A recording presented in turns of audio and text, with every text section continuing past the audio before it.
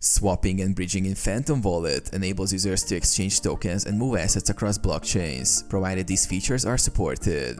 Here's how to perform these actions. Swapping tokens in Phantom Wallet.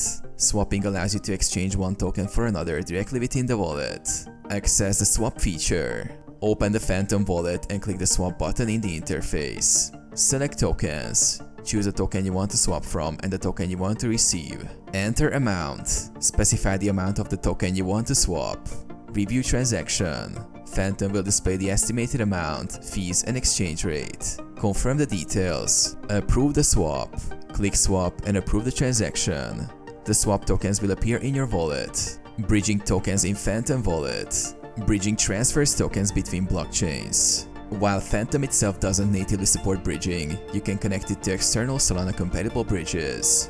Connect to a bridge. Use platforms like Wormhole or Allbridge. Choose source and target chains. Select Solana as the source or target chain and your desired blockchain. Connect Phantom Wallet. Approve the connection and specify the asset to bridge. Confirm and approve.